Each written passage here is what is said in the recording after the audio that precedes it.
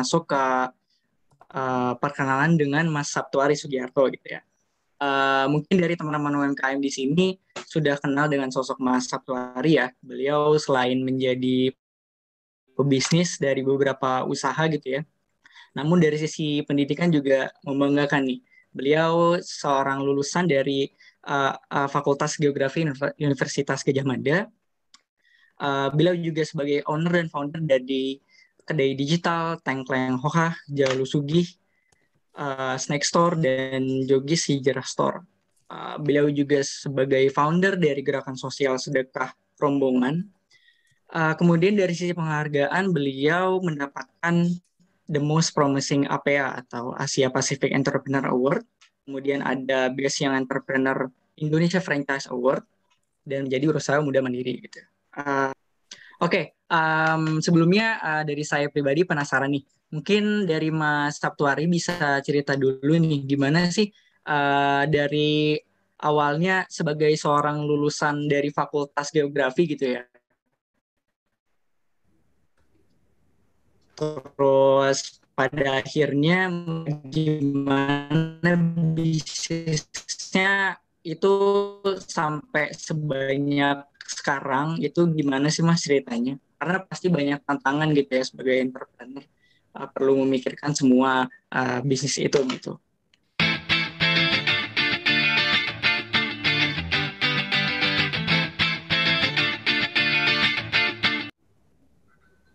Ya, Assalamualaikum warahmatullahi wabarakatuh, teman-teman semua. Terima kasih atas undangannya dari Buku Warung sore hari ini, Mas Dava, Mbak Ika.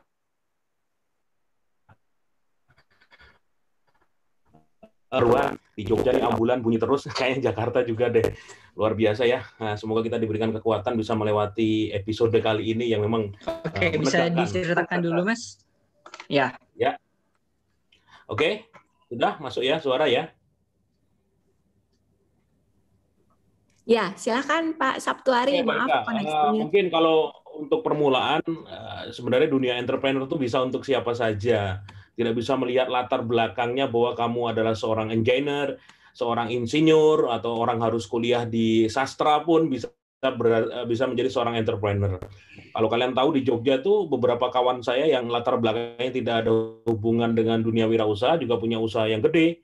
Seperti Mas Yoyo Iriwahyono yang punya warung SS spesial sambel itu lulusan teknik kimia UGM dia. Biasa mainan mencampur-campur zat kimia, sekarang menjadi campurannya sambel yang yang dia jual. Atau Mas Jody yang ownernya warung Stick and Shake, ada 100 cabang lebih, itu dari Jogja juga, dia kuliahnya dari arsitektur, teknik arsitektur. Jadi kalian yang kuliah dimanapun, nggak usah berkecil hati, dunia wirausaha terbuka untuk siapapun. Yang nggak kuliah pun, saya juga punya teman banyak juga yang nggak sempat kuliah, tapi punya usaha yang Masya Allah juga besar dan bermanfaat untuk orang banyak. Mas Dava, Mbak Ika, saya minta izin untuk share screen karena ada materi yang sudah saya siapkan. Kurang lebih nanti mungkin 45 menit sebelum lanjut ke tanya jawab ya. Oke, teman-teman, kita akan mulai sesuai dengan materinya bagaimana mengelola sebuah usaha.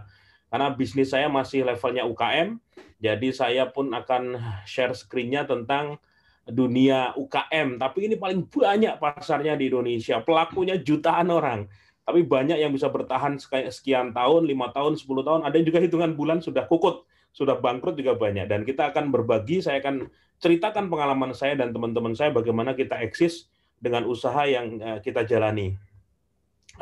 Share screen, oke. Ya, Bismillahirrahmanirrahim. Sudah muncul ya? Muncul. Oke, yang HP-nya mendatar, kalian bisa tidurkan. Misalnya, biar jelas ditidurkan HP-nya, biar slide saya bisa kelihatan. Judul materi saya adalah cara sederhana mengelola usaha. Jadi usaha itu nggak usah dibikin ribet, apalagi hanya level UKM, itu dikelola dengan hati nurani yang terbuka saja. Kalian berani melakukan hal-hal yang kadang-kadang orang nggak pikirkan, tapi kalian lakukan dengan hati yang losdol, insya Allah juga hasilnya luar biasa. Ini tagline yang bikin tim dari Jamur Lunas Usus Nagih nih. Rezeki itu tidak hanya tentang harta atau materi, dirimu sehat, bisa ketawa peringas-peringis, kalau orang Jawa nyebutnya peringas-peringis ya, bebas ketawa seperti apa, itu rezeki yang sangat besar. Mbak Ika bisa senyum kayak gitu aja, wah rezekimu banyak Mbak, karena sekarang saudara-saudara kita di rumah sakit, oksigen aja nggak kebagian sampai harus antri, dan harus disyukuri. harus disyukuri luar biasa. Alhamdulillah. Oke, saya kenalan dulu tentang bisnis saya. Saya punya beberapa bisnis di Jogja, alhamdulillah atas izin Allah. Saya punya bisnis kedai digital, ini sudah 16 tahun. Bisnis kreatif, kita jualan souvenir dari satuan atau massal. Itu ya saya lakukan sejak 2005. Alhamdulillah eksis. Juga Jogis Hijrah Shop, kaos-kaos tentang dunia yang saya tekuni 6 tahun ini, mengajak orang untuk lepas dari jeratan utang dan riba. Dan itu saya wujudkan dalam bentuk kaos, dalam bentuk buku, dalam bentuk produk-produk lain, dan ternyata responnya luar biasa dari masyarakat di seluruh Indonesia. Karena kita buka toko online dan mereka membeli melalui online. Kuliner yang sudah pernah ke Jogja, mungkin pernah ke Tenggeleng-Huha, alhamdulillah saya juga dititipkan bisnis ini. Per hari rata-rata dalam kondisi normal bisa dihadiri orang 400 sampai 600 orang per hari. Kalau kita lihat hitungannya itu ada 400-600 orang datang ke warung kami setiap hari. Alhamdulillah ramai, menjadi ikon kuliner di Jogja. Orang bilang kayak gitulah. Moga-moga jadi legend. Legend tuh kayak kalau Jogja ada gudeg, saya pengen juga nanti jadi legend. Terus saya punya juga bisnis snack store yang sekarang saya bikin jadi snack store dan herbal gara-gara corona ini, COVID pandemi ini. Jadi saya mendapatkan produk untuk membantu penyembuhan yang mereka sedang isolasi mandiri supaya bebas dari COVID. Dan alhamdulillah snacknya kita bisa jualan, solusi herbalnya kita juga bantu jualan, dan responnya diterima oleh masyarakat. Saya juga bikin produk Jalu Sugih, jamur lunas usus nagih itu dengan konsep ngajak orang lunas hutang dengan cara makan snack. Jamur lunas itu kalau kita dibuka kemasan belakangnya isinya tips lunas hutang. Wah, luar biasa. Kalau yang sugih itu tips nagih hutang. Kok lunas hutang sama nagih hutang? Betul. Karena berapa banyak dunia perkawanan, persahabatan itu hancur lebur gara-gara suka ngutang temennya dan nggak mau balikin. Wah, itu banyak kasusnya. Dari dulu teman dekat, gara-gara satunya suka ngutang tapi nggak mau balikin, tapi hobi pamer pesiar keluar negeri atau kemanapun, diposting di Instagram, maka perpecahan pasti akan terjadi. Teman nggak tahu diri tersebut. Lanjut lagi adalah saya juga joinan dengan beberapa teman dengan akad syirkah. Syirkah itu saya sebagai pemodal, teman sebagai pemilik brand dan yang mengelola. Kita bagi hasil. Di Jogja ada ayam preksu, ayam geprek dan susu. Ini alhamdulillah ramai juga di beberapa titik. Saya punya 2 warung di Jogja Timur. Ada juga roti gembong gembul. Ini juga sudah banyak, ada hampir 20 cabang. Saya punya 2 di Jalan Wonosari sama di Kota Wonosari. Arfa Barbershop ini juga ada puluhan cabang. Saya punya 1 sebelahan dengan Jogis Hijrah Shop di Yogyakarta. Alhamdulillah. Jadi kadang-kala bisnis itu tidak harus kita memulai dari nol. Kalau kita sudah di level investor, kamu punya bisnis sendiri, uangnya dikumpulin, dan uangnya itu kamu investkan. Kerjasama syirkah dengan teman lain yang mereka punya bisnis yang potensial. Kita percaya orangnya amanah, bisnisnya bagus, laporan keuangannya bagus. Nah, kalau sudah kita bisa, yuk kita buka cabang, yuk. Nanti bagi hasil, apakah 60-40 atau 70-30 tergantung kesepakatan. Dan itu alhamdulillah saya sudah jalani sekian tahun, mungkin ada hampir 5 tahun ini, dan alhamdulillah menguntungkan. Walaupun ada juga yang rugi juga ada. Saya pernah syirkah juga dengan produk lain, dan dalam 2 tahun ternyata nggak balik modal juga ada. Jadi tetap harus hati-hati, semua bisnis ada resikonya. Saya juga alhamdulillah sudah menulis 13 buku, dan 80% buku saya terakhir mengajak orang untuk lunas hutang. Buku terakhir saya yang ini, 33 kisah nyata bisnis tanpa riba. Ini kisah nyata, ada 33 orang yang saya wawancara. Mereka nggak punya utang di bank, nggak punya utang di rentenir, nggak punya utang di pinjol, nggak punya utang kartu kredit, nggak punya apapun. Tapi bisnis mereka omsetnya ratusan juta, bahkan miliaran. Kok bisa? Ya bisa. Nanti baca bukunya ya. Silakan cari di Jogis, kita siapkan semuanya. Alhamdulillah. Intinya adalah bahwa dalam dunia entrepreneur ini banyak ilmu yang kadang-kadang kita belum tahu. Tapi kalau kita mau belajar, ada orang-orang luar biasa yang mereka ini memberikan contoh kebaikan. Tanpa ngutang bisa kok. Tanpa harus bohongin orang bisa kok. Tanpa harus zolim itu bisnis bisa kok. Dan mereka adalah orang-orang yang bisnisnya itu tenang hatinya lah, nggak kemerungsung. Kalau bisnis itu dicarinya keberkahan, pasti tenang menjalankannya.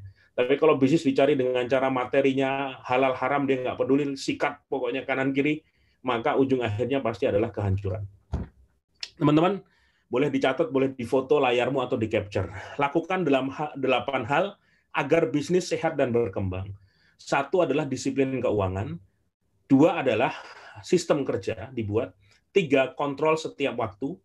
4, pegang orang yang terpilih atau yang terpercaya. 5, inovasi tiada henti. 7, 6, 5, 6 hubungan manusiawi dengan karyawan. 7, jauhi utang dan riba. Yang terakhir adalah rutin berbagi. Ini ilmu yang sudah saya praktekkan setiap hari, dan alhamdulillah saya bersyukur luar biasa ketika banyak usaha berguguran, bahkan raksasa-raksasa usaha berguguran. Bulan Juni kemarin, laporan keuangan seluruh usaha saya positif. Artinya untung. Karyawan tergaji, bisa nabung tempat, bisa bayar listrik, semua terbayar, dan masih ada hasil yang lumayan buat ownernya. Wah, ini yang harus disyukuri. Ketika yang lain usahanya banyak yang tutup, kukut, nggak bisa jualan, saya yang harus banyak bersyukur pada Allah dikasih kesempatan.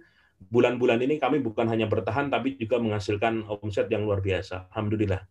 Yang penting niatnya lurus, karena bisnis itu kalau hanya sekedar mengejar materi bakalan capek. Tapi kalau niatnya, ya Allah, jadikan usaha saya ini menjadi jalan rezeki untuk orang banyak. Ada ibu-ibu yang harus menafkahi anaknya, ada bapak-bapak yang harus membayari sekolah anaknya. Insya Allah, Allah kasih jalan yang terbaik buat kita. Ilmu pertama adalah disiplin keuangan. Ilmunya adalah caranya pisahkan uang pribadi dan uang bisnis. Jadi buku warung sudah memulai dengan cara yang luar biasa, dikasih aplikasi gratis, kalian bisa pakai gratis ya Mbak Ika ya. Sampai kapan? Nah itu nanti biar mereka yang menjawab. Yang jelas pasti mungkin ada paket-paket lebih lanjut nanti di tahun keberapa. Yang jelas bisa dipakai jutaan orang di Indonesia dengan cara free. Ini sangat dibutuhkan dalam kondisi sekarang. Terus kalau saya sendiri dalam sebuah usaha, saya punya minimal 3 rekening. Yang pertama adalah rekening harian, ya. Yang kedua adalah rekening tabungan usaha. Yang ketiga adalah rekening pribadi. Ini adalah rekening simpan uang atau perputaran uang. Tidak ada akad riba di sini. Tidak ada utang-utangan di sini. Jadi pendapat ulama menggunakan jasa bank yang tidak ada utang pinjaman berbunga itu diperbolehkan. Karena memang masalah kontemporer sekarang. Orang membutuhkan, masanya memang butuh seperti itu. Yang penting kita tidak terlibat di akad ribanya. Rekening harian itu adalah rekening yang saya buka untuk setiap hari. Ada orang beli misalnya di Tengkleng Hoa, dia transaksi, dia mau pakai OVO, dia mau pakai GoPay, dia mau pakai Dana, mau pakai link aja, atau bayar dengan cara gesek atau EDC, kartu kredit kita nggak nerima, tidak membayari pembayaran utang dengan kartu kredit. Jadi semua adalah harus uang cash. Nah itu langsung masuk ke rekening. Rekening itu adalah rekening harian. Nah, itu kita pakai buat bayar ke supplier, kita bayar operasional harian, beli bahan baku, beli kebutuhan box dan lain sebagainya, itu lewat rekening harian. Nah, terus di tengah bulan biasanya saya sudah menyisikan rekening tabungan usaha. Ini rekening tidak boleh diotak-atik, hanya boleh dibuka setahun sekali. Apa yang saya sisihkan adalah sewa tanah atau sewa tempat. Karena usaha saya semuanya menggunakan sewa, tidak punya gedung sendiri. Dan ternyata jauh lebih efektif tanpa harus keluar uang banyak di depan, tapi kita tetap bisa sewa dan bayar per bulan, per tahun insya Allah dimampukan. Tanpa harus keluar uang ratusan juta atau miliaran, yang penting bisnis berjalan. Membangun brand dan orang bakal mencari kita. Terus, apa yang saya simpan di sana? Yang pertama adalah uang sewa tahunan, yang kedua adalah THR. Ini yang saya praktekkan 16 tahun ini, dan alhamdulillah setiap tahun tuh THR saya nggak pernah telat, karena sudah tiap bulan saya tegasi. Sebelum ada keuntungan, tengah bulan sudah saya siapkan dana untuk sewa tempat. Misal saya sewa tanah atau tempat 20 juta per tahun, berarti dibagi 12 bulan. Saya harus menyiapkan paling tidak sekitar 12 juta atau 13 juta, 1.200.000 atau 1.300.000 untuk sewa tempat saja. Kalau misalnya THR satu orang saya jadwalkan dapat 1,5 juta misalnya, berarti harus nabung juga, kalikan jumlah karyawan dibagi 12. Jatuhnya misal saya harus nabung sekitar 2 juta, ya sudah. Jadi di tengah bulan itu saya harus sudah menyisihkan uang sekitar 4 juta di rekening usaha. Yang saya ATM-nya lupa nyimpen di mana. Itu hanya bisa diakses melalui token atau melalui M-Banking. Artinya memang kita harus tegas, tidak boleh digunakan untuk operasional harian, apalagi buat pribadi nggak boleh. Ya, yang ketiga adalah rekening pribadi. Itu rekening yang saya pegang untuk kebutuhan pribadi, dan isinya adalah setelah akhir bulan. Tutup buku, dihitung supplier terbayar semua, karyawan terbayar semua, listrik operasional semua terbayar, ada sisa. Nah, itu yang disebut sebagai profit. Profitnya mau diambil semua atau enggak, terserah gitu loh ownernya. Tapi saran saya tetap disisakan misalnya 10% untuk dana cadangan. Nah, itu boleh. Kamu masukkan ke tabungan usaha, tinggal nanti dicatat. Baru sisanya 90% milikmu sepenuhnya. Oh, saya untung ternyata 10 juta. Yang 10 juta misalnya dipisah sendiri, nah 9 juta ini yang kamu ambil sebagai profit yang boleh kamu ambil yang masuk ke rekening pribadi. Banyak UKM hancur ketika bisnis baru berjalan, dia sudah acak-adut. Kadang-kala baru tanggal 5 dapat orderan banyak, uangnya diambil buat beli handphone baru. Wah, itu istilah. Itu ciri-ciri usaha mau bangkrut itu ya. Baru tanggal 10 dapat orderan banyak buat ngajak anak istri piknik kemana, duitnya buat bayar hotel. Wah, nggak karu-karuan. Jadi satu kunci mau bisnis, kalian harus tegas pada diri kalian sendiri dalam mengatur keuangan. Oke? Yang kedua adalah buat sistem kerja. Artinya apa? Bisnis itu tidak mungkin 24 jam kamu tongkrongin, karena kamu perlu hidup juga, gitu. Perlu hidup juga, ngurusin keluarga, main sama anak, atau kemana ya. Tapi ketika kita berpikir bahwa bisnis ini harus kuat dengan sistem yang kita buat, maka kamu harus di awal itu ribet. Ketika di awal kamu harus mau terjun langsung, melakukan pencatatan, mencari nongkrong di dapur, gitu. Apa ya alur yang efisien buat anak-anak ini. Dari A sampai Z, nongkrong di kasir, nongkrong sebagai seorang konsumen, kira-kira apa yang kurang harus dicari dan itu ditulis. Jadi ilmunya adalah tulis, ajari, awasi. Tulis, ajari, awasi. Kalau sudah ditulis, di print, tempellah di dapurmu, tempel di ruang koordinasi atau di tempat yang karyawanmu lewat, dijelaskan. Ini loh aturan di tempat kita. Begini loh sistem kerja di kantor kita, di usaha kita. Terus dirimu ngasih contoh di depan mereka. Kamu kalau pagi kayak gini ya, ini kamu sapu, bersihkan semua. Ini kamu ya bersihkan semua. Yang ini kamu harus ngatur ini. Semua kasih contoh ke mereka. Nah, yang berikutnya, hari berikutnya mereka harus kerjakan sendiri dan tugasmu adalah mengawasi. Di awal mungkin agak ribet, tapi kalau itu sudah jadi rutinitas harian, tiap hari, maka nanti akan menjadi sebuah kebiasaan kerja yang hasilnya kelihatan. Tanpa harus kita awasi lagi, mereka sudah jalan sendiri. Ya. Terus jadwal kerjanya harus jelas. Jangan sampai kamu memperkerjakan orang lebih dari 8 jam nggak dikasih uang lembur. Zolim dirimu. Zolim, serius. Aturannya jelas. Maksimal 8 jam kerja, digaji pokok berapa. Mau ikut UMR, paling besar tentu di Jakarta dan Jabodetabek sekitarnya. Kalau Jogja UMR-nya paling rendah di Indonesia, 1,7 juta. Ya. Nah, itu pun saya terapkan. Itu. Tapi makan di Jogja murah semua. Gitu. Beli nasi kucing 2.000 kenyang, Mbak Ika. Nggak usah mahal-mahal, serius. Di Jakarta 2.000 dapat apa? Di Jogja 2.000 dapat nasi kucing. Aku masih suka nongkrong di tempat nasi kucing itu, beli 2-4.000 masih ada sampai sekarang. Nah, bikin jadwal kerja 8 jam, selebihnya misalnya dia harus lembur 4 jam maksimal, atau 12 jam. Nah, yang 4 jam itu harus dapat hitungan sendiri, berapa gaji lembur dia. Terus sistem gaji dan bonus. Nah, ini harus dijelaskan ke mereka. Kalian gajinya jelas. Nah, bonusnya, di luar gaji pokok dan lembur, misal, ya, ownernya bilang, nanti 1% omset dibagi seluruh karyawan. Wah, itu semangat kerja. Artinya ya kalau omsetnya 100 juta, 1 juta dibagi misalnya tim 4 orang, ya dibagi 4 orang, dapat 200.000, 250.000 per orang.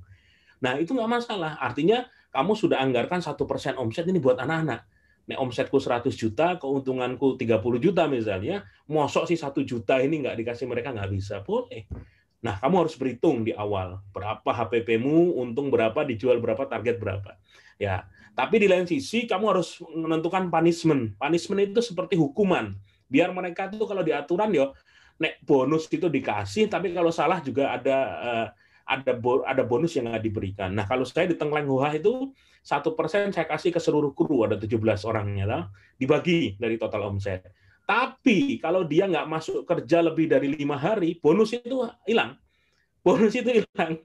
Jadi ada mereka yang, waduh, itu pas hari tertentu dia nggak masuk sampai lebih dari 5 hari.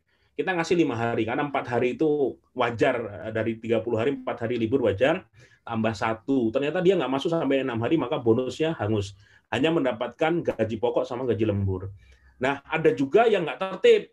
Misalnya dia datang telat. Itu datang 5 menit sama manajer sudah, 10 menit. Telat 10 menit maksimal, itu sama manajer sudah langsung dipotong 20.000 saya ingat tuh. Manajerku itu tegas dia. Jadi sebulan dia telat 3 hari, berarti 60.000 gajinya dipotong. Telat 5 menit lah, sekitar 5 menit saya ingat saya. Itu saya bilang manajer saya harus tegas, dan ternyata itu tetap ngefek. Artinya yang mereka berusaha keras jangan sampai telat. Kalau di PNS mungkin sama, ada tunjangan-tunjangan yang harus dihilangkan atau gaji lainnya harus dihilangkan karena tidak tertib. Nah, coba lihat, ini warung saya Tengkleng Hoa. Ini yang alhamdulillah tiap hari kalau di masa nggak pandemi ramainya seperti ini, sampai parkir aja susah. Saya bikin tuh dari awal tentang sistem kerja, dapurnya bagaimana, produknya bagaimana, kasirnya, supplier, stok, pelayanan, pengiriman, komplain. Itu semua saya bikin, saya SOP-kan. Dan ada yang saya tempel, bahkan kalau kalian mau melihat dapur Tengkleng Hoa tuh banyak tempelannya itu. Tak tempel-tempel. Sampai pernah ada satu kejadian, rasa kita dikomplain beda. Mas ini kokinya beda ya, rasanya dikomplain. Dan bukannya satu orang. Saya langsung kumpulkan koki 3, saya bilang, saya nggak mau tahu, saya panggil koki paling jago. Ini rumusnya apa? Dari semua menu dicatat sama dia. Menu Tengkleng, menu Kice, ini semua dicatat bumbu-bumbunya. Terus saya ketik rapi, itu 3 orang koki saya suruh tanda tangan pakai spidol gede. Berjanji bahwa kami akan membuat sesuai dengan SOP ini. Jika sampai kami melanggar, bumbunya kurang, maka kami dapat hukuman. Mau potong gaji atau apa. Dan itu tanda tangan bareng, tanda tangan saya laminating, saya tempel di tembok. Insya Allah. Ada yang bocor, silakan ditutup dulu mic-nya. Sudah, lanjut. Ya. Jadi hal-hal seperti itu harus kita tegaskan. Bayangkan orang datang jauh-jauh, misalnya mau makan ke warung kita, ke rumah makan kita, dan mereka kecewa dengan rasa, maka efeknya jangka panjang nggak bagus. Terus yang ketiga adalah selalu kontrol setiap waktu, setiap saat dikontrol aktivitas mereka. Zaman sekarang canggih, kamu beli CCTV yang pakai WiFi 300.000 sekarang di toko hijau, toko merah, toko oranye itu 300.000 cuman. Kamu beli ya merek-merek Cina lah, tapi bagus kok, kualitasnya sudah HD itu. Terus kamu konekkan dengan WiFi di tempatmu. Kalau enggak kamu beli apa namanya WiFi yang pakai dicolokin kartu seluler itu. Pakai paket data 60.000, 100.000 sebulan, modal lah itu. Itu sudah cukup. Dan kamu bisa memantau aktivitas karyawanmu. Bahkan CCTV yang canggih sekarang itu bisa ngomong, kita dengan karyawan kita. Saya tuh ngetik misalnya Tengkleng Hoa, Jogi Store, Kedai Digital, itu saya tinggal ngomong seperti HT. Lagi ngapain, Cah? Iya Pak, ini lagi bungkus-bungkus. Mereka tahu karena saya ngomong, melihat aktivitas mereka. Walaupun saya tinggal di Jogja, saya lagi ke Semarang, saya lagi ke Surabaya, saya lagi Malang misalnya, cukup dengan handphone saya bisa memantau aktivitas mereka dengan CCTV. Ya, jadi silakan berburu CCTV harga 300 ribuan, konekkan dengan WiFi. Kenapa harus diawasi? Karena semua diawasi agar tidak maunya sendiri, tidak semaunya sendiri. Namanya anak-anak manusia, karyawan kita kalau nggak diawasi kadang-kadang ada perasaan, wah nggak ada bosnya. Nah sekarang dipantau dengan CCTV yang bisa diakses lewat handphone. Terus laporan penjualan online, detik ini laku berapa, penjualan berapa. Nah, Mbak Eka mungkin nanti bisa menjelaskan apakah di buku warung sudah bisa dilakukan transaksinya, dan saya juga menggunakan dengan beberapa aplikasi yang saya coba. Terus laporan omset tiap malam. Saya kalau di grup-grup usaha saya nggak mau teledor. Artinya tiap malam sudah ada grup-grup khusus laporan. Tidak boleh ngobrol di situ, tidak boleh chat di situ, isinya hanya omset. Misal hari ini saya omset sekian juta gitu, udah dilaporkan. Yang kasbon siapa saja sudah ada. Artinya manajer orang kecelakaan. Bocor lagi, matikan. Artinya manajer mencatat di grup laporan kasir saya masukkan di situ, saya juga memantau. Dan ternyata efektif. Kita dengan menggunakan WA saja semua tahu gitu berapa transaksi melalui EDC, melalui Kerus, melalui Gojek, Grab berapa, yang Fusion berapa, total berapa. Dan ini tiap hari kita laporkan. Masya Allah, ternyata dengan cara seperti ini kita banyak terbantu oleh teknologi. Saya ingat tahun 2005 saya mulai jualan tuh masih pakai HP, belum ada BlackBerry. Sebelum BlackBerry, wah susahnya minta ampun. Wah, BlackBerry baru ada 2008 saya ingat. Itu 2005 itu susah banget, semuanya serba manual. Zaman sekarang luar biasa gampangnya, apalagi ada buku warung. Dengan HP Android kalian sudah bisa akses kapanpun dari aktivitas bisnis kalian. Terus ilmu berikutnya, pegang orang terpercaya. Kalian cari bibit-bibit unggul dari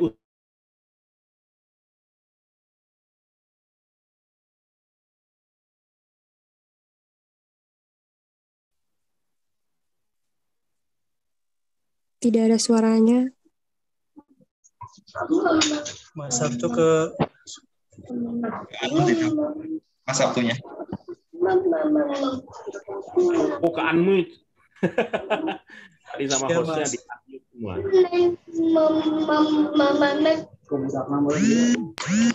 Oke, ya.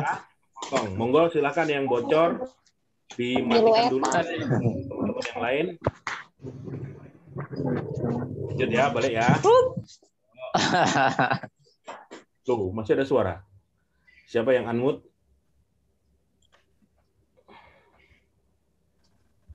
Cek, sudah ya. Masuk, kita sampai di tadi di yes.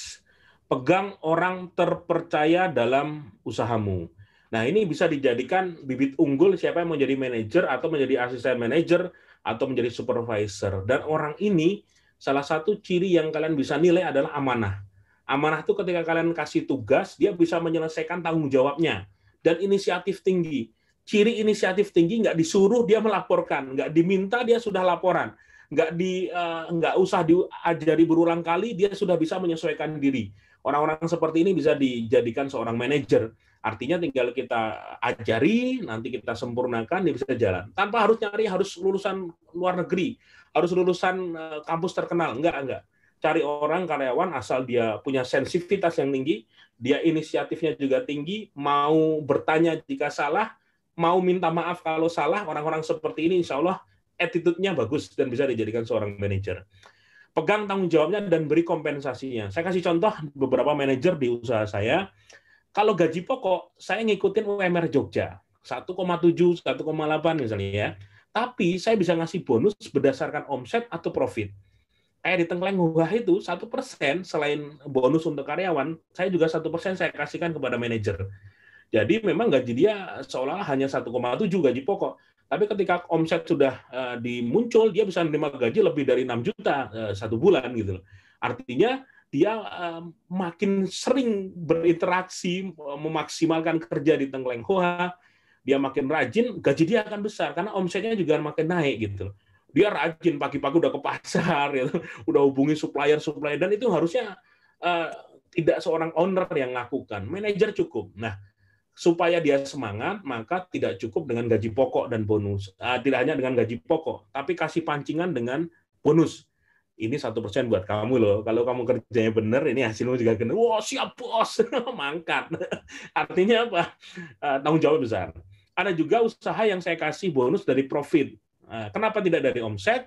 Saya melihat intensitasnya bahwa produknya ini, gitu loh. Produknya ini marginnya tidak terlalu besar, tapi punya peluang untuk terjual banyak. Nah, makanya saya hitung dulu profit.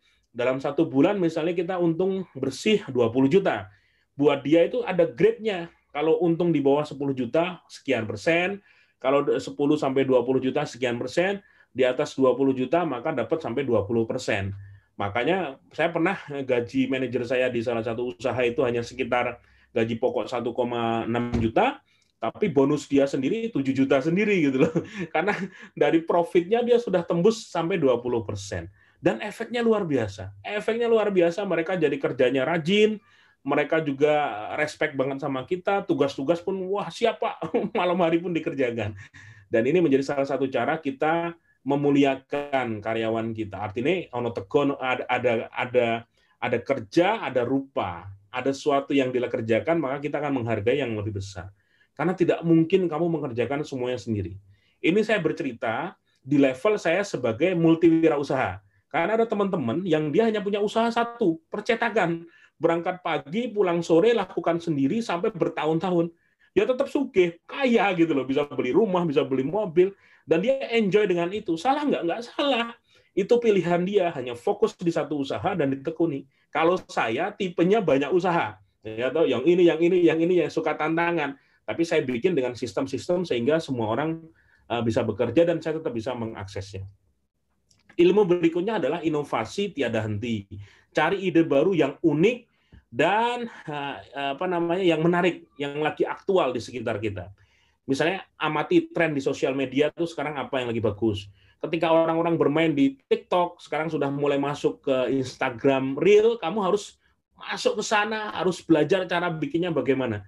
Walaupun nggak harus joget-joget, saya pun nggak nyaman dengan cara seperti itu.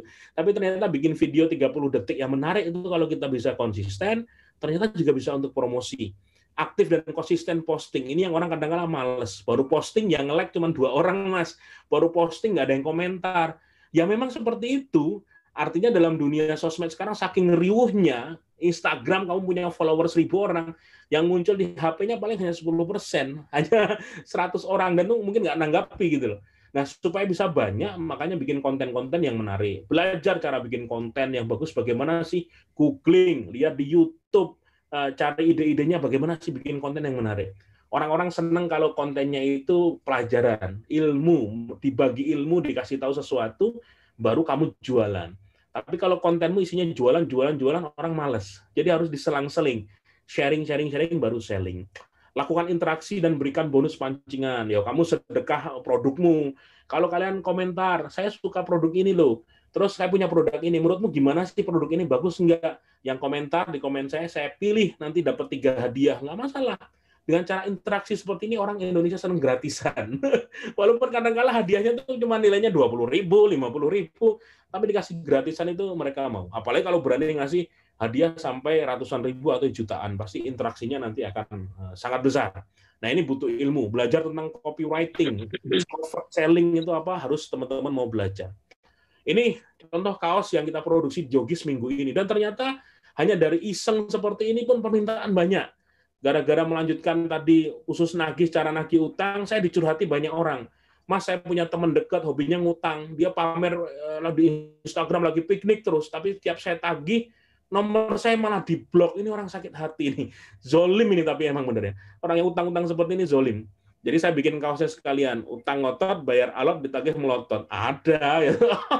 Yang pesan ada banyak. Sakit nggak berdarah itu, utang 2 tahun nggak dibayar, tapi dia pamer di Instagram lagi pesiar. Ini cara menasehati, nyindir, agar dia berubah lebih baik. Karena soal utang ini nggak akan selesai sampai di akhirat. Artinya di dunia harus diselesaikan gitu. Kalau nggak nanti di akhiratnya akan ditagih gitu. Kalau kita punya amal kebaikan, nanti akan dikasih kepada orang yang kita utangi dan belum sempat dibayar. Ya kalau kebaikan kita cukup, kalau nggak bagaimana gitu. Jadi orang bangkrut. Maka salah satu caranya adalah kalau ada orang yang utangnya belum lunas kepada kita, diingatkan baik-baik, ya, diingatkan baik. Level tertinggi diikhlaskan. Cuman banyak orang belum siap. Gimana mau diikhlasin, Mas? 50 juta dia minjem 5 tahun. Waduh. Susah itu kalau udah kayak gitu. Ya. Lanjut. Nah, kalian punya produk dengan cara apapun. Cari momen-momen ketika zaman sekarang, misalnya seorang influencer di kota kalian, ketika meliput kuliner tuh bagaimana, ketika mereka bikin postingan yang menarik bagaimana, ikutin aja. Seperti ketika saya jualan tengleng Boha, kalau kalian makan tengleng di Jogja atau di Solo, terutama di Jogja ya, harga yang murah tuh banyak, 25.000, tapi isinya cuma 3 potong.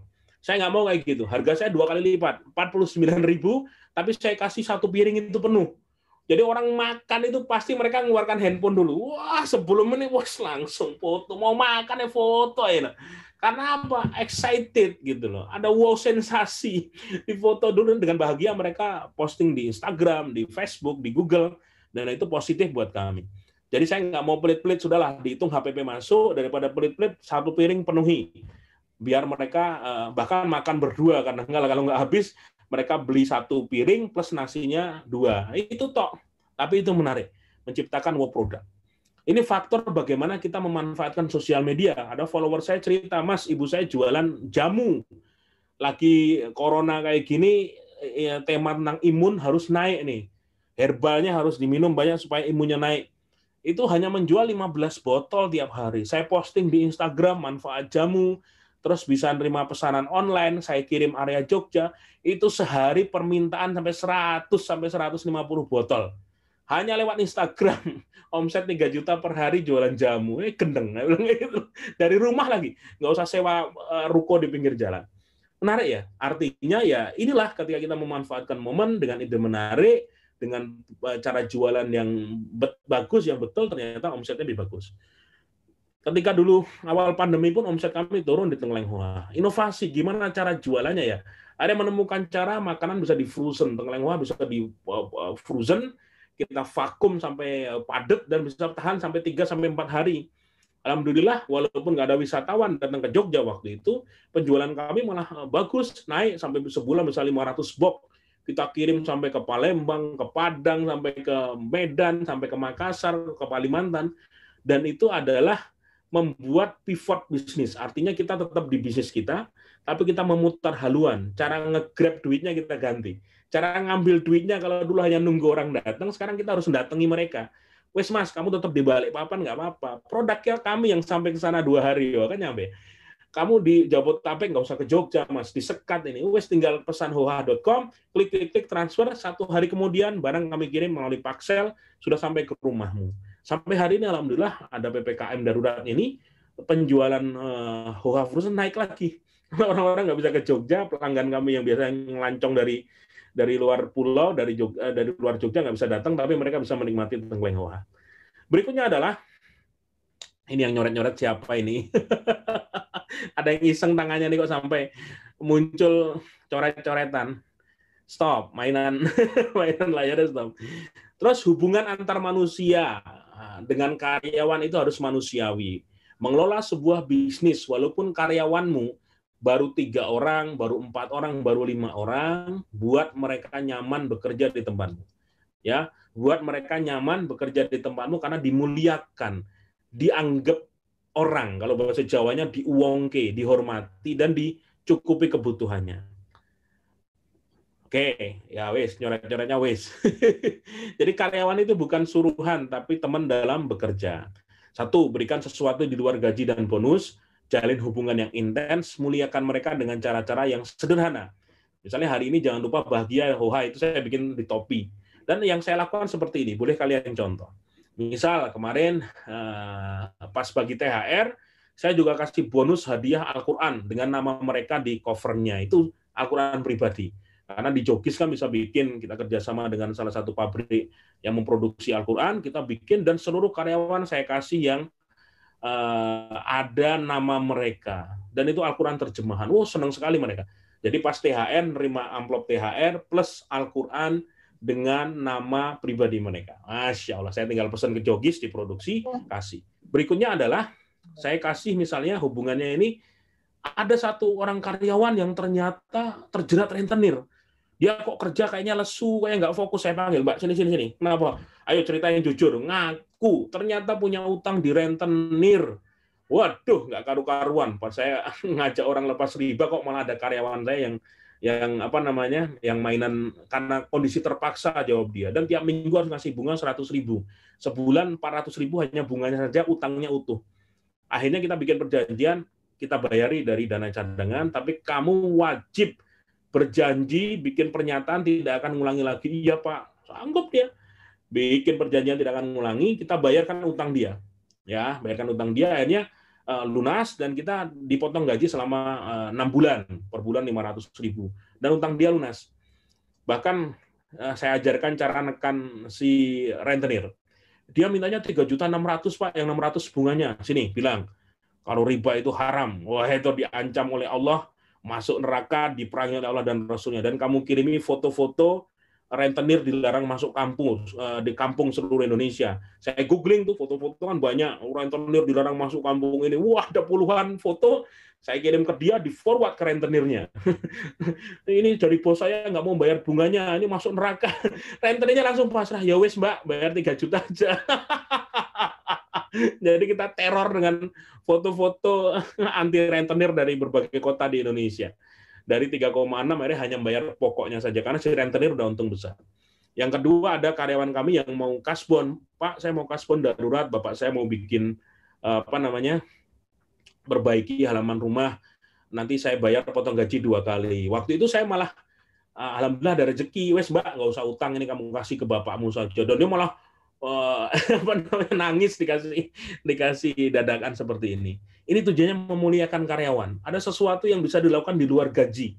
Ada perhatian yang bisa dilakukan di luar dari hubungan kita, bagaimana bekerja 8 jam, bukan. Nah, hubungan-hubungan seperti ini yang membuat dia loyal, membuat dia kerjanya lebih benar, bertanggung jawab. Karena kalau kalian rekrutmen terus, capeknya luar biasa. Rekrut itu capeknya luar biasa. Ya, lebih baik mencari orang, kalian rawat, dan benar-benar kinerjanya bagus. Oke, berikutnya ilmu yang ketujuh adalah jauhi utang dan riba. Ini sudah jelas banget, bisnis yang dibangun dengan utang itu rapuh. Ya, maskapai terbesar di Indonesia utangnya 70 triliun. Ini sudah megap-megap, nggak tahu bagaimana, para pilotnya resign, pramugarinya banyak yang diberhentikan karena emang bebannya sangat berat. 70 triliun utang dan per bulan kalau nggak bisa bayar utangnya nambah 1 triliun dan itu mengerikan. Teman-teman bisa ketik di Google ayat dan hadis tentang bahaya riba, itu dijelaskan secara detail. Kalau kita sebagai seorang muslim udah gemeter itu. Teman-teman yang Nasrani, buka Biblemu atau Alkitabmu, itu ternyata juga riba itu dilarang. Bahkan kamu ketik di Google aja, larangan riba bagi orang Nasrani itu ada banyak banget. Artinya, namanya utang dengan bunga, maka jatuhnya adalah riba, dan itu harus dihindari. Bisnis itu tidak selalu untung, tapi utang dan bunga harus tetap dibayar. Itu harus waspada. Mungkin kita untungnya hari ini bisa untung 20 juta. Bulan depan mungkin kadang-kala untungnya tinggal 5 juta. Bahkan kadang-kala malah minus. Tapi utang di bank dengan bunganya harus dibayar. Nggak bisa bayar kena denda, kalau nggak bisa lama nggak bayar malah disita agunanmu. Itu nggak bakal bisa tenang bisnis seperti itu. Yang dipikir adalah bagaimana ini saya bisa bayar. Mau inovasi nggak bisa itu. Pikirnya adalah utang, cicilan. Apalagi ada utang tambahan yang hubungannya hedonisme. Hubungannya soal yang nggak penting. Mau kredit mobil, motor, rumah, jam, iPad, laptop, HP pun ngutang. Itu nggak karu-karuan. Orang yang hidupnya seperti itu nggak bakal bisa lepas kalau nggak tobat beneran. Capek membeli barang lebih mahal yang nilainya akan turun setelah beberapa tahun kemudian. Beli motor harga 20 juta, bayar totalnya 27 juta, 3 tahun kemudian motornya hanya senilai 12 juta. Bayangkan, membeli motor harga 20 juta dengan harga 27 juta, tapi 3 tahun kemudian motornya hanya seharga 12 juta. Itu, aduh ya Allah, sudahlah. Sabar, mending pakai motor lama, nabung, cash nanti beli. Yang lama dijual, baru nanti buat tambahan beli cash yang baru. Ya, Nabi Muhammad SAW bersabda, siapapun yang memperbanyak hartanya dari riba, maka ujung akhirnya adalah kemiskinan. Hadisnya jelas, pelajari, siapapun yang memperbanyak harta, usaha dengan cara riba, maka ujung akhirnya kemiskinan. Sekarang momen membuktikan hadis ini. Teman-teman yang sekarang lagi kena pandemi semuanya, yang punya utang jerit semuanya. Bisnis nggak jalan, karyawan juga nggak bisa dibayar, bank ngejar-ngejar, bunganya berlipat ganda. Tapi teman-teman, walaupun omsetnya turun di pandemi sekarang, karena dia nggak punya utang, weoles saya, prenges-prenges. Wah, santai mas, nanti utang. Yang penting cukup buat beli makanan, karyawan terbayar, alhamdulillah. Banyak saya ketemu orang-orang yang punya utang itu sama sekarang, bersyukur sekali, walaupun pandemi ini hidup mereka nggak berat-berat banget lah, karena nggak mikir cicilan sama sekali. Semoga yang masih utang, yang punya utang segera lunas, biar bisa merasakan hidup tanpa utang. Enak pokoknya. Ya, terakhir ilmu dalam berwirausaha, dalam berbisnis, harus kalian gunakan ilmu rutin berbagi. Sedekah mendatangkan berkah berlimpah. Harta yang masuk ke kantongmu, sekian puluh juta, 50 juta, 100 juta, atau berapapun, itu ada hak orang lain yang harus kamu berikan. Sisihkan anggaran tiap bulan di rekening khusus. Tambahi jika perlu dan lakukan setiap hari. Kalian boleh praktekkan ya. Tapi sebelumnya lihat tentang bagaimana janji Allah bagi orang yang mau bersedekah. Siapakah yang mau memberi pinjaman kepada Allah? Pinjaman ini menafkahkan harta di jalan Allah, maka Allah akan melipat gandakan pembayaran kepadanya. Akan dilapangkan rezekinya. Karena kita semua akan dikembalikan kepada Allah, kita makhluknya Allah, hambanya Allah, jadi harus percaya dengan ayat ini. Sedekahlah, keluarkan hartamu di jalan Allah, maka Allah ganti berlipat ganda. Nggak mungkin hobi sedekah kere itu, nggak mungkin. Yang menjamin yang punya langit dan bumi langsung. Ini bisa kalian praktekkan, bisnis A, bisnis B, bisnis C, bisnis D. Kalau saya alhamdulillah sudah mempraktekkan, setiap dapat untung dari bisnis A 10%, langsung saya masukkan ke rekening khusus sedekah. Bisnis B untung sekian juta, saya ambil 10% masukkan ke rekening sedekah. Ini dari sedekah itu di awal bulan itu dana sedekah semua. Tinggal saya posting untuk sini saya transfer ke panti asuhan, ini untuk makanan duafa, dan terus saya lakukan seperti itu. Alhamdulillah. Jadi bulan kemarin itu saya bilang sama istri, alhamdulillah ya, yang lain mungkin kesulitan. Bulan kemarin bisnis kita semua untung. Semua memberikan hasil yang maksimal. Transferan masuk semua. Ini yang harus saya syukuri. Ternyata ilmu sedekah ini luar biasa dahsyat. Mungkin tidak diajarkan di universitas, tapi diajarkan di universitas kehidupan yang ilmunya dari Allah langsung, dari Rasulullah langsung. Rekening khusus sedekah, apakah boleh dari 10%? Boleh. Bahkan dari beberapa sahabat itu Nabi yang menjelaskan sepertiganya. Sepertiga itu buat makan kebutuhan dia, sepertiga diputar lagi untuk usaha, sepertiga lagi itu disedekahkan. Ada juga seperti itu. Tapi tidak saklek seperti ini. Misalnya teman-teman, Mas ini yang 10% sudah habis nih. Uang di situ kemarin ada sekian puluh juta misalnya, udah habis. Kamu keluarkan lagi ya boleh, enggak masalah. Ya, intinya teruslah berbagi dengan rezeki yang kita berikan. Cara gampang supaya kamu merasakan bahwa sedekahmu sampai itu gampang kok. Sekali waktu cari waktu beli sembako, keliling ke desamu atau ke desa sebelah, ketemu rumah-rumah duafa, kamu masuk, kasih kepada mereka. Nggak usah difoto dengan dirimu lagi melet. Nah, ini enggak. Ini foto saya dapatkan dari seorang teman karena memang ada gerakan mereka bagi-bagi buat bukti penyerahan. Tidak ada foto selfie dan tidak usah kamu upload. Rasakan energinya ketika menyerahkan dan ada getaran yang membuatmu pengen nangis ya. Bersyukur ya Allah, saya ini hanya kepanjangan tanganmu ya Allah. Ini harta bukan punya saya ya Allah. Engkau yang maha pemberi rezeki. Tapi ini ada 32 afa, hari ini saya kirim makanan ya Allah. Ini dari engkau ya Allah. Oh, nangis kamu. Nangis biasanya. Pulang itu bisa nangis kayak gitu. Ya Allah, jadikan saya ya Allah. Rezeki untuk saya itu lebih banyak lagi biar saya makin banyak berbagi. Ya, jadi salah satu ciri sedekah kita diterima oleh Allah adalah gampang nangis. Itu kalian harus rasakan. Ya, jadi ketika ngasih, udah simpan aja handphonemu, tidak usah foto selfie dan tidak usah diupload, tidak usah menampakkan sesuatu yang berlebihan. Walaupun sedekah terang-terangan boleh, ya Al-Baqarah 274 boleh sedekah diam-diam maupun terang-terangan. Tapi yang terang-terangan gunakan itu sebagai bukti. Misal kalian bikin sama teman-teman gabung komunitas berbagi hari Jumat, komunitas nasi hari Jumat, komunitas apapun. Ketika ngasih di foto boleh, tapi saran saya bukan foto selfie. Adep-adepan, jangan gini. Kalau kayak gini kelihatan wajah. Adep-adepan hanya dikirim kepada donatur. Sudah kita sampaikan, ya, memuliakan mereka. Ini contoh saja yang foto ini tidak ada foto selfie, tapi bukti bahwa teman-teman yang kemarin kerjasama dengan kami bergerak menyampaikan di lapangan. Alhamdulillah. Sosial media pedang bermata dua. Kamu bisa mendapatkan banyak jalan kebaikan di sini, tapi juga bisa mendapatkan jalan keburukan di sini. Kalau kamu hanya menjadi buzzer bayaran, nah itu entah siapa yang bayar kamu menebar hoax, menebar kebohongan, menebar kebencian, hati-hati banget. Balasannya nanti dunia akhirat bakal terasa. Lebih baik ketika kamu posting sesuatu yang bernilai kebaikan. Orang mau follow dirimu itu karena menemukan ada sesuatu yang baru. Ada ilmu, ada berkah, ada manfaat, bisa sharing, nah itu yang menarik. Saya sudah jadi aktivis sosial media sejak tahun 2008. Pertama kali punya 2007 malah sudah punya Friendster waktu itu. Friendster terus pindah ke Facebook tahun 2008, 2009. Saya punya belajar wirausaha bareng Sabtuari Group. Hari ini malah sudah 407.000 orang anggota. Gratis masuk, join. Kalau saya posting sesuatu, mungkin termasuk teman-teman yang join hari ini karena gabung di acara tersebut, di grup saya juga posting di Instagram. Dan ini saya selalu membatasi setiap mau posting itu harus hati-hati.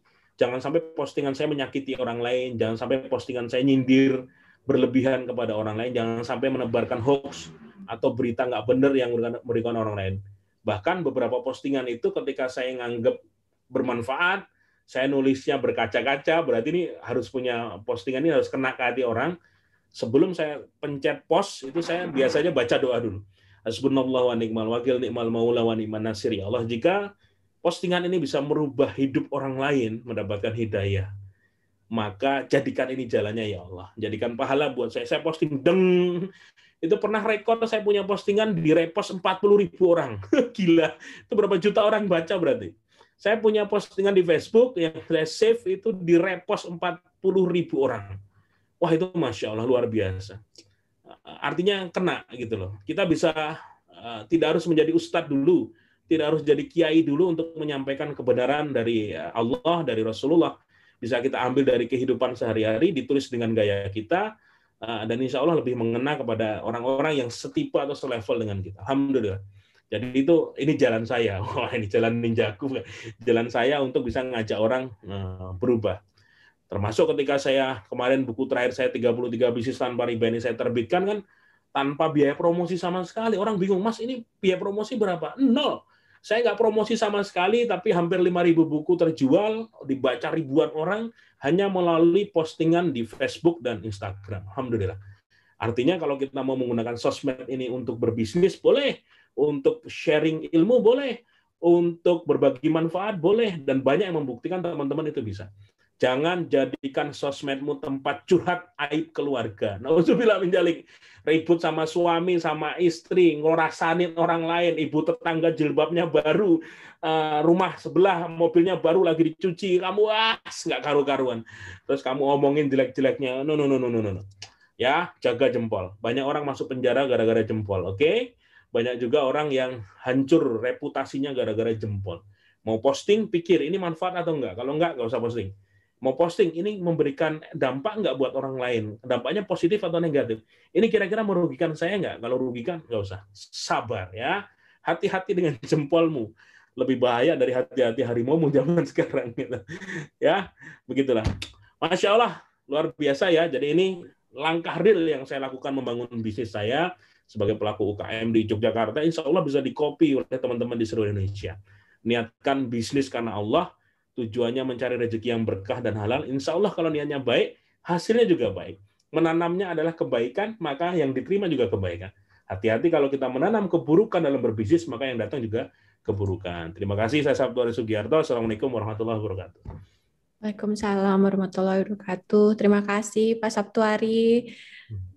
Sangat mengharukan, sangat inspirasional sebagai pelaku usaha bisnis. Saya kalau dengar cerita-cerita sukses gini kadang-kadang pengen nangis, Pak. Jadi tahu saya perusahaan yang benar. Terima kasih ceritanya. Kalau menurut Bapak, setelah pandemi ini lebih banyak orang jadi pengusaha nggak sih, Pak? Faktor kepepet itu dahsyat loh, Mbak Ika. Jadi saya nyebut orang berwirausaha itu ada 3 alasan. Yang pertama adalah faktor turunan. Ini ada. Aku punya teman pengusaha mebel, anaknya itu dari kecil senang jualan. Ke TK dia bawa makanan, dijualin permen, habis. Pulang itu bawa duit. Mah, ini hasil jualannya. Wah, ini nurun dari ibunya ini anak seperti ini. Ini faktor keturunan. Yang kedua adalah faktor mau belajar, artinya dia tidak ada keturunan pengusaha, bapaknya tentara, ibunya pegawai negeri misalnya, tapi dia sangat minat dengan dunia wirausaha. Akhirnya ketika kuliah dia ngambil ekonomi misalnya, atau apapun lah jurusan, tapi di sela itu dia belajar cara jualan online, dia belajar cara produksi, dia belajar cara manajemen perusahaan di luar, ikut workshop tentang marketing. Ketika lulus kuliah, dia malah jualan. Nggak peduli dia seorang insinyur, dia seorang, bahkan saya punya teman beberapa dokter tuh pengusaha loh, bisa nyontek, jualan juga jago. Ini kurang ajar ini, double kick ini. Nah ini artinya dia belajar dengan faktor dia mau belajar. Yang ketiga faktor kepepet. Nah faktor kepepet ini yang dahsyat Mbak, termasuk saya. Saya dari kecil anak yatim, nggak punya bapak, jadi ketika ibu saya pedagang di pasar Lempuyangan di Jogja, saya keterima kuliah di UGM, saya cuma ngomong sama ibu, Bu, izinkan saya kuliah. Ibu nggak usah mikir biayanya. Saya berjanji nyari uang sendiri supaya bisa selesai kuliah. Dan ternyata alhamdulillah 5 tahun 8 bulan bisa. Faktor kepepet, energinya dahsyat. Banyak orang di PHK. Kemarin ada berita kapten pilot, bar 4, jualan mie ayam. Serius. Nggak malu. Saya punya tetangga, kapten pilot bar 4 juga di salah satu maskapai, dia pesawatnya yang ATR itu, dia jualan pizza. Di selatan kampung kami di sini ada toko pizza, dia yang jualan. Dia melayani, nulis order, dia melayani ke depan. Orang nggak tahu, ini kapten pilot, biasanya nyopiri pesawat ini. Sekarang jualan pizza. Dan nggak malu gitu loh. Inilah bagaimana kondisi sekarang, orang harus lebih kreatif, orang harus mau berani bergerak, supaya hasilnya juga luar biasa. Begitu. Nah, mungkin dari pesertanya mungkin pada mau nanya, Pak, supaya bisa mulai apa yang mesti dilakukan? Berani aja gitu. Berani itu wajib, tapi sambil berani juga harus nambah ilmu. Kalau nekat nyemplung ke dalam danau tanpa bisa berenang, bisa nyemplung mati tenggelam. Artinya gini, nekat tapi nekat yang terukur. Paham ya, Mbak? Bisa nih, jalan aja, bismillah. Tapi harus mikirkan, ini bahan baku bagaimana. Modalnya untuk beli berapa, dijual berapa, ini harus disiapkan semua. Artinya nekat boleh, tapi sambil jalan harus mau nambah ilmu. Harus mau belajar, harus mau ketemu orang yang sefrekuensi agar bisa diskusi. Ajari saya dong, jangan malu bertanya. Dengan yang lebih muda, saya umur udah 42 tahun ini, ketemu dengan anak umur 29, 25 yang jago banget, mikir, Dian, kita berbeda 15 tahun ini, tapi ajari aku caranya gimana. Jadi lebih baik kita merendahkan hati kita dengan orang-orang yang ilmunya banyak, supaya kita pintar beneran. Banyak orang yang jadi bodoh karena dia gelasnya penuh. Nggak mau menerima hal-hal yang baru. Mbak Ika ini masih muda, ngapain aku belajar sama dia? Males lah aku. Nggak bisa. Anak-anak muda zaman sekarang, wah mengerikan mereka. Luar biasa, umur 20-an. Bisnisnya udah kayak gitu banyak. Jadi, prinsipnya belajar setiap hari kepada siapa. Belajar setiap hari. Nggih. Monggo tim ini, Dava dan Verika mungkin mau dilanjutkan ke sesi tanya jawab. Mas Sabtuari, ini salah satu sesi yang paling inspiratif yang pernah saya datengin. Matur nuwun sangat nggih, Mas. Sama-sama, Mbak. Kamu buat teman itu orang mana ya, Mbak? Sampai saya Jogja. Alah, tonggo dewe, capek mete. Buat teman-teman yang mau mulai usaha, mungkin kalau mau untungnya lebih cepat, mau tahu rugi laba, laporan keuangan, bisa mulai dengan menggunakan buku warung. Mungkin tips-tips dari Mas Sabtuari tadi juga sangat membantu aku. Sampai merinding Mas tadi dengerin. Silakan untuk sesi tanya jawabnya. Oke, terima kasih Mbak Ika dan juga terima kasih kepada Mas Sabtuari ya sudah sharing banyak sekali pelajaran gitu ya. Bukan hanya sukses dalam menjalankan bisnis gitu, tapi juga menjadi seorang entrepreneur yang berkah gitu ya. Kita dari tim panitia sudah memilih beberapa pertanyaan gitu ya dari chat room. Terima kasih buat Bapak dan Ibu yang sudah memberikan pertanyaan gitu ya. Yang pertama dari Ibu Aisyah, usaha di bidang fashion. Beliau izin bertanya, dalam memulai usaha untuk brand pemula itu perlu mengumpulkan market yang bisa membeli produknya. Kira-kira adakah tips dan trik dari Mas Sabtuari nih, bagaimana teknik branding dan promosi yang baik versi Mas Sabtuari untuk brand pemula? Karena untuk promosikan ke selebgram terkadang masih berat untuk biayanya. Terima kasih. Monggo Mas Sabtuari mungkin bisa dijawab terkait pertanyaannya. Mau tidak mau, sekarang kita harus masuk ke sosial media, ya. Kecuali kamu jualan produk yang udah legend. Legend itu artinya ya misalnya gini ya, saya pengen jualan bubur ayam, Mas. Saya tinggal di satu komplek yang banyak anak kecil di sini. Maka kadang-kadang kamu nggak usah mikir pembelinya ada berapa jauh lokasinya di sana. Cukup kamu keluarkan meja, kursi, kasih spanduk, bubur ayam paling enak sekomplek ini. Gitu. Besok kamu forward ke grup ibu-ibu pengajian, ibu-ibu sekomplek, bapak-bapak, saya jual bubur ayam loh besok pagi, itu sudah bisa jadi seorang pengusaha singkat bubur ayam. Naik hajinya belakangan, yang penting ya, jualan dulu. Tapi kalau kamu misalnya pengen bermain di area produk seluruh Indonesia, misal kamu berjualan, Mas saya pembersih lantai kamar mandi yang bersih. Ada kawan saya Mas Dinko di Semarang, dia mantan pegawai BPK, Badan Pemeriksa Keuangan, resign, memilih dari PNS, milih jadi penjual cairan pembersih kamar mandi. Dia cerita ke saya, Mas, dulu saya juga nggak tahu ilmunya. Tapi yang penting adalah ketika saya jualan, saya tunjukkan manfaat apa yang orang dapatkan dari produk saya. Saya bikin video lagi bersihkan kamar mandi yang kotor, di video saya upload, orang mulai pesen 1, 2. Terus saya bikin lagi video rumah orang saya gratisi, di video lagi upload. Ternyata orang pesen lagi 1 liter, 2 liter. Itu konsisten. Nggak bisa mungkin dalam 1 hari kamu langsung kaya raya, nggak mungkin. Ya, tak kasih bocoran. Kalau ada produk toko bukaan banyak Gojek buka, itu bayaran, tau nggak? Gojek, Grab, antri, itu hanya strategi untuk bisa ngundang orang mata seolah-olah ada antrian banyak. Padahal itu tinggal hubungi salah satu teman di Gojek, umumkan dong di grup Gojek, Buat Gojek ada 100 box gratis. Wah, itu antri, percayalah. Dan buat branding, wah antri ya Gojek. Tapi hari ketiga kok sepi, wah. Berarti ada sesuatu yang pas opening kemarin menarik. Tapi itu strategi boleh saja. Karena sedekah, cuman karena jaket hijau-hijaunya itu menarik perhatian mata. Itu boleh. Nah, teman-teman, konsistensi itu tidak semua orang bisa melakukan kalau dia masih malas, masih banyak alasan, masih nggak mau belajar. Tapi dengan cara Mas Dinko itu dia cerita ke saya, Mas, saya pakai pendekatan spiritual. Semua masjid saya gratiskan, Mas. Jadi kalau ada orang kontak, Mas, masjid ini butuh cairan, tak gratiskan. Bahkan saya ikut bersihkan, tak video. Habis itu, Mas, ada pesanan sekian puluh liter, sekian ratus liter. Saya bikin website, saya bikin landing page, bikin reseller. Dia cerita, dari situ pun bisa beli mobil cash, hanya jualan cairan pembersih WC. Luar biasa ya. Padahal dulu jadi PNS, mobil aja kredit. Ternyata jadi pengusaha, 9 pintu rezeki terbuka. Benar ya? 9 dari 10 pintu rezeki dari dunia perniagaan. Jadi kalian, bisnis apapun harus konsisten. Kenalkan. Nggak usah malu jualan. Posting status story.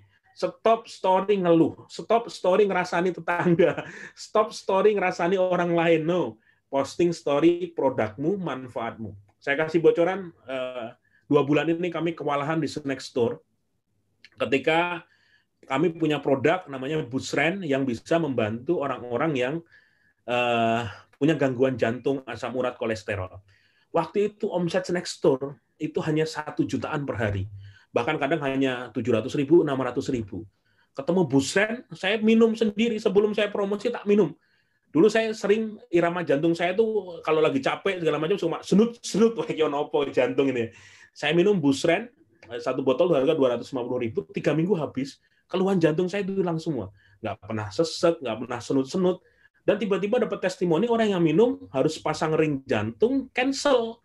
Gara-gara rutin minum Busren 1 bulan lebih, cek dokter lagi, jantungnya nggak ada penyumbatan lagi.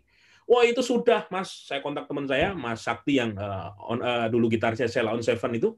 Mas, ayo joinan, tak bantu jualkan. Dia penjualan belum banyak waktu itu. Oke, salaman ketemu di Tengkleng. Wah, kita mulai jualan Busren. Wah, itu permintaan ampun-ampunan. Sehari itu bisa 30 botol, 40 botol, bahkan kemarin tembus 80 botol, padahal kapasitas produksi Busren itu masih 40 botol per hari. Akhirnya kita mau besarkan lagi supaya bisa punya produksi yang lebih besar. Dan itu menarik, artinya hanya dengan sebuah sesuatu yang dibutuhkan orang, dan itu ternyata orang mau melakukan pembelian dari ketika kita bercerita tentang faktor kebutuhan. Yang lagi ngehits kami bulan ini adalah obat COVID, yaitu Quds Al-Hindi. Itu juga di luar perkiraan gitu loh. Kami jualan snack, kerupuk kulit, jualan jamur lunas usus nagih, tiba-tiba ada produk yang herbal yang bisa kami satukan di satu tempat. Akhirnya tiap hari lonjakan luar biasa karena saya testimoni dulu saya COVID Januari, 6 hari saya minum Quds Al-Hindi saya sudah negatif, badan seger lagi, nggak sesek lagi Januari lalu. Dari testimoni seperti itu orang berburu untuk membeli produk kami. Padahal mungkin dia bisa beli di Tokopedia, bisa beli di Shopee, tapi malah memilih datang ke tempat kami, chat dan melakukan penjualan. Jadi teman-teman cari value dari produkmu, apa yang bisa kamu tawarkan kepada orang-orang. Jangan pelit-pelit. Kalau pengen ngasih bonus, kasih bonus. Dihitung, oh beli ini 3, tak kasih bonus ini. Orang senang. Tipe orang Indonesia, kalau kamu puaskan dia akan cerita kepada 1.000 orang. Beli di sana banyak bonusnya. Beli di sana murah. Wah, itu senang. Tapi kalau kamu kecewakan mereka, oh le misuh-misuh karu-karuan. Wah, nggak karu-karuan, ngasih bintang 1 dan lain sebagainya. Makanya saya pernah ada nemu bintang 1 di Tengkleng Hoha, saya capture dan saya umumkan di Facebook, Mas, ketika bilang sate alot, bilang ke kasir, uang kami kembalikan atau kami ganti baru gratis. Dia nulis bintang 1 di Google kami, nggak masalah. Wes, pokoknya diumumkan, kami ganti baru dan kami gratis. Kurang apa? Ternyata dengan cara seperti itu orang malah mendukung. Luar biasa. Sederhana ya. Jadi cari nilai dari produkmu dan sampaikan itu kepada orang-orang sehingga mereka tahu bahwa produk atau pelayananmu itu bagus. Monggo lanjut. Oke, terima kasih Mas Saptwari atas jawabannya ya. Cukup sangat lengkap sekali ya.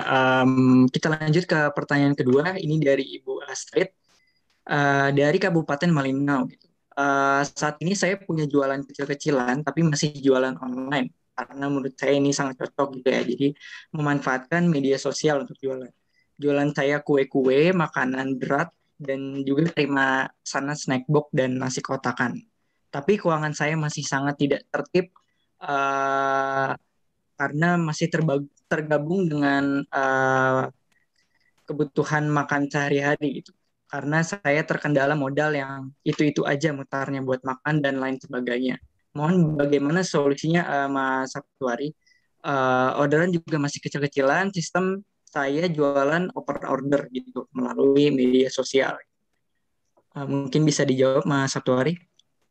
Yang pertama, rapikan keuangan. Manfaatkan buku warung berarti untuk bisa ngatur, misalnya ada order 100 box, modal berapa, gasnya berapa, boxnya berapa, nah nanti di total kamu akan muncul keuntunganmu berapa. Akan jadi patokan. Ya. Yang berikutnya adalah rezeki itu haknya Allah. Kamu bilang nggak punya media promosi, tapi kamu punya Allah. Saya nggak mampu pasang baliho, Mas, nggak. Tapi kamu punya Allah, betul nggak? Saya ketemu orang-orang yang mereka hidupnya sederhana, tidak kenal sosial media, tapi bisnisnya jalan. Gara-gara apa? Rajin sedekah. Mas, saya jualan seperti ini di rumah, ada beras sekian kilo, yang 1 kilo saya kasih ke tetangga. Tiba-tiba saya dapat orderan ini, Mas, segala macam. Mungkin niatnya pengen mendapatkan balasan dari Allah, dan itu boleh loh. Janji Allah langsung. Maka kalau ada pendapat, sedekah kok ngarep balasan. Yang bilang tuh Allah langsung. Nabi yang menyampaikan. Sedekah itu akan memanjangkan umur, akan menyembuhkan penyakit, akan mendatangkan rezeki, dan mempermudah kesulitan. Itu luar biasa. Yang bilang Nabi langsung. Jadi ketika kamu bersedekah, jadikan itu sebagai tawasul. Jalan kamu untuk minta sama Allah. Ya Allah, tadi saya bersedekah kepada simbah tersebut, mudahkan rezeki saya ya Allah, karena Engkau maha kaya, yang bisa mendatangkan pembeli di tempat saya yang Engkau, yang bisa mendatangkan pelanggan di tempat saya yang Engkau. Sampaikan, punya Tuhan kok. Karena kamu berharap kepada wali kota, bupati, presiden, nggak mungkin tiba-tiba cepluk 10 juta, nggak mungkin. Ada sih di acara Mimpi Kaliye itu ada. Tapi nggak ada sekarang. Satu-satunya cara adalah kamu sambat ngeluh kepada Tuhanmu, kepada Allah gitu loh. Dan itu dilakukan dengan cara memuliakan orang lain. Bantu orang lain agar kamu dibantu oleh Allah. Tolong orang lain agar kamu dibantu oleh Allah. Satu kisah nyata asal muasal Teng Leng Hoa. Saya tulis di buku-buku saya. Tahun 2015 saya sudah nyaris bangkrut. Saya memutuskan lepas dari riba. Punya utang terakhir 2,1 miliar harus saya lunasi. Apa yang saya mau lepas? Apakah rumah saya, ruko saya, atau rumah produksi saya? Harus saya jual salah satu untuk menutup utang tersebut. Dalam kondisi bangkrut, akhirnya saya melepas ruko saya, dan waktu itu saya berdoa sama Allah, utang belum lunas 100%, masih harus menyelesaikan. Saya, alhamdulillah di hari Jumat, selesai sholat Jumat, saya bersedekah kepada seorang simbah-simbah yang rajin sholat ke masjid. Yang mukenanya kumel, sama istri saya beberapa yang lalu dibelikan mukena baru. Mukenanya bagus, dipakai beliau, dan hari Jumat berikutnya saya datang ke rumah beliau, ngasih amplop, rumahnya lantai tanah, beliau lagi makan, saya temani makan berdua, saya duduk di atas kursi kayu kecil itu, dan saya bilang, Mbah, doakan saya nih, Mbah, mungkin saya bisa bangkit lagi. Oh nggih Mas, nggih. Mungkin Gusti Allah paring kemudahan. Itu kejadian habis sholat Jumat. Sore hari saya lewat tikungan yang dekat Teng Leng Hoa sekarang, tiba-tiba ada tulisan oper kontrak. Dulu itu adalah warung pecel lele yang nggak laku. Tiba-tiba ada tulisan oper kontrak. Saya tiba-tiba, ini tak buat jualan aja ya. Warung sotoku yang di sana udah bangkrut, tak pindah ke sini, tak buka usaha lain. Langsung saya hubungi, minta 45 juta. Saya cari duit-duit, tabungan-tabungan saya kumpulkan, hanya kumpul 20 juta. Saya nego supaya yang 25 juta bisa 3 bulan. Orangnya mau, alhamdulillah. Dari sanalah saya jualan Teng Leng Hoa. Ini menjawab pertanyaan juga saya baca di atas. Hanya dari 5 orang karyawan, 2015 saya mulai, terus alhamdulillah kita perbaiki, lama-lama makin luas, makin lengkap semuanya, sampai hari ini sudah 6 tahun. Karyawan sudah 19 orang, setiap hari didatangi 400-600 orang menjadi jujukan wisatawan. Tanpa modal riba, tanpa utang bank, hanya modal 20 juta dan doa seorang duafa yang saya sedekahi habis Jumatan. Masya Allah. Terbuka, solusi itu terbuka. Min haitsu la yahtasib, dari pintu yang tidak terduga-duga. Surat At-Tolak ayat 2 dan 3. Gitu ya. Jadi Mbak, dirimu tetap usaha lagi, jualan lagi, tapi sekarang bersedekahlah walaupun dengan sebutir telur, bersedekahlah walaupun dengan setengah kilo beras. Setengah kilo beras 5.000, kasih ke tetanggamu yang nggak mampu. Belikan sepatu anak yatim harga 70.000, banyak. Masya Allah. Nanti Allah bantu usahamu lah. dapat job-job dari pintu yang tidak terduga. Gitu, Nje? Ya Allah, Mas. Makasih, Mas. Nje, monggo. Oke, baik, mungkin langsung saja ke pertanyaan selanjutnya, karena kita ada masih sedikit lagi nih waktunya. Mungkin terakhir ya. Tadi ada beberapa pertanyaan tentang tips ketika membuka cabang usaha nih, Mas Sabtuari. Apa sih yang perlu kita siapkan gitu? Apa juga yang kita perlu lakukan gitu ya untuk mempersiapkan membuka cabang usaha, apalagi di situasi PPKM saat ini ya gitu ya. Menurut saya dalam kondisi sekarang nggak usah buru-buru buka usaha deh. Semuanya merunduk dulu, merunduk dulu. Nggak usah buru-buru buka usaha, kecuali tanda kutip memang modalnya ada tanpa utang riba. Yang kedua, produkmu betul-betul dibutuhkan oleh masyarakat sekarang. Misal ya, memang produkmu ini oke lah toko sembako yang lengkap banget, dan kamu pengen buka di satu tempat yang ramai, di sana nggak ada toko sembako, buka di sana boleh. Ya, tapi kalau produkmu mungkin bukan sesuatu yang urgent, dan modalnya dari utang, apalagi ada bunganya, no, please, stop, sabar dulu. Tekuni bisnismu yang sekarang, lakukan cara pemasaran, belajar, YouTube dibuka, cara pemasaran bagaimana, cara jualan bagaimana, ilmunya banyak, teman-teman bagi ilmu gratis di sana. Pelajari, catat, praktekkan, pelajari, tonton, praktekkan, terus-menerus. Ya, jangan kesusu, jangan kemerungsung. Insya Allah nanti kalau pandemi sudah lebih mereda, kita bisa mulai bangkit lagi. Tapi yang sekarang, saran saya bertahan sambil menyerang balik, ya, jangan sampai terlalu ekspansif, terlalu besar, terlalu beresiko. Begitu, Jay? Oke, baik, mungkin kita sudahi ya untuk sesi pertanyaan karena sudah menunjukkan pukul 5. Sebelumnya saya ucapkan terima kasih kepada Mas Sabtuari sudah menjawab gitu ya beberapa pertanyaan yang sudah diajukan gitu dari peserta dalam event sore hari ini gitu. Jadi kita sudah berada di ujung event ya teman-teman. Mungkin sebelum kita mengakhiri sesi kita pada hari ini, mungkin kita bisa sesi foto bersama terlebih dahulu ya gitu ya. Buat bapak-bapak dan ibu-ibu dipersilakan buat membuka kameranya gitu ya biar kita bisa berfoto bersama. Dan mohon untuk di mute dulu ya mic-nya untuk menjaga ketenangan. Ayo Bapak dan Ibu-ibu bisa membuka kameranya buat kita bisa foto bersama gitu ya.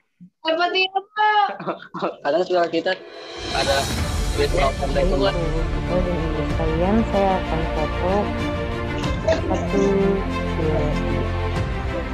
3. Selanjutnya 1, 2, 3. Kelurahan lu dapat lo Terima kasih ya berdiri. kenal aja gitu. Oke, terima kasih pada Bapak dan Ibu yang sudah membuka kameranya dalam sesi foto bersama gitu ya. Baiklah, kita sudah berada di ujung acara pada hari ini. Kami dari komunitas Guru dan Bisnis Buku Warung mengucapkan terima kasih kepada Mas Sabtuari ya sudah bersedia dan memberikan banyak insight buat Bapak dan Ibu bagi peserta pada hari ini. Dan juga terima kasih kepada teman-teman UMKM yang sudah join dalam event Guru dan Bisnis pada hari ini. Semoga dapat bermanfaat bagi Bapak dan Ibu semua gitu ya. Oke, saya sebagai host undur diri dan sampai jumpa di event Guru dan Bisnis berikutnya. Terima kasih dan juga selalu jaga kesehatan dan patuhi protokol kesehatan. Terima kasih Bapak dan Ibu semua. Silakan untuk menggunakan room. Terima kasih. Nuhun Pak Sabtuari, Mohon Mas Sabtuari, terima kasih. semua. Insya Allah. Terima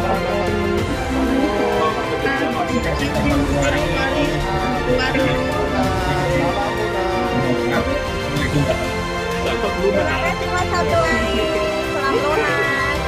Salam lunas. Terima kasih, matur nuwun Pak Sabtu. Terima kasih, salam lunas. Terima kasih semuanya.